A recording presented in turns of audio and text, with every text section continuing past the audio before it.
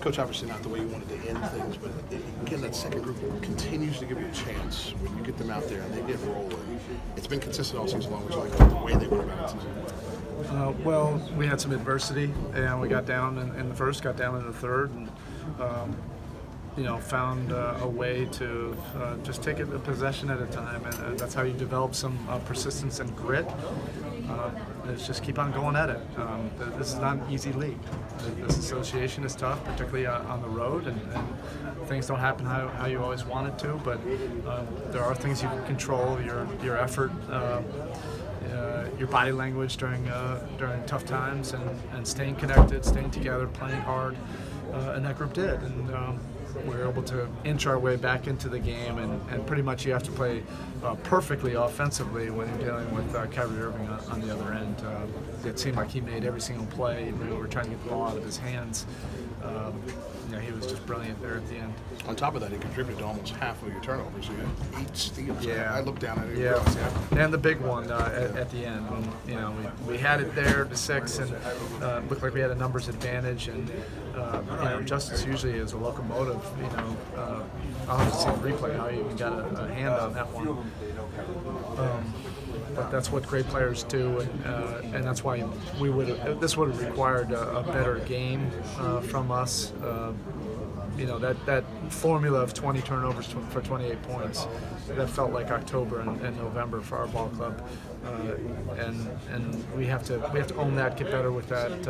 Our turnovers have been creeping back up, and that's been costly. Erik, is the starting lineup something that now needs to be looked at based on a bunch of the recent starts? Yeah, I don't know. As always, we'll look at everything, but that was a great lineup for us, during the month of December, and that just shows you that this league is a challenge, and you have to develop consistency. With all your lineups. You also speak about having to earn your way into certain situations. What Dion did for you today, how does that advance his earning his way, maybe even back into the starting lineup? I don't know about that, but he's a key contributor. So, the narrative of who starts, who doesn't start, he's moving better, he's getting in better shape, better rhythm. All of that is going to be good. And he's handled this the only way you can. The minutes that you have to be productive in them. There's not a ton of time for practice, and you can't guarantee minutes to everybody, but he's played well the last couple of games. And then the other part of it, if the starting lineup, and obviously it was so good in December, what has changed about this group now that there seems to be a bunch of deficits at the starts of games? If I knew it, we would have corrected it, because there were a lot of things that we were trending well going into the new year in terms of our defensive game. A lot of games that were in our wheelhouse. The pace was good. Our turnovers were way down during the month of December. Like I said, this is almost like we went back, 6 weeks, coughing up all these possessions. It's just tough. That makes it extremely hard to find rhythm when we're turning the ball over that often. And the other part of the equation, Derrick Jones Jr., what he gave you off the bench, and what he's now been doing consistently for a bunch of games. What does that say about him and and his contribution? And for a young player, it's unique to continue to commit to our player development program, which is not for everybody, and wait for your opportunities. And the opportunities for a while were a little bit inconsistent and irregular.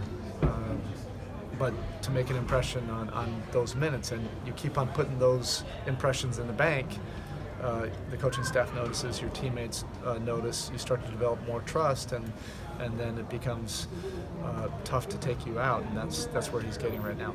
Coach, for Brad Stevens, is his 250th regular season win with this team. Really? As one of the few other current coaches who's reached that milestone, how difficult is that to do in this league nowadays, where the position is kind of like a revolving door in many cases? And what does it say about the coaches? We wish there were more places like Boston that have great ownership, management, stability. They know how tough this profession of coaching is, and then you add an extremely talented coach like Brad. There's a reason why they've had banners and why they've had success. You have to have continuity, and consistency, and particularly when times get tough. They've had tough times. They've been able to weather those and be able to take the benefits from this. But Brad is a tremendous coach, and he's been a great addition, to the league, bringing a different background, a college background, and he's done a phenomenal job with a lot of different teams here. Okay. Thank you, Coach.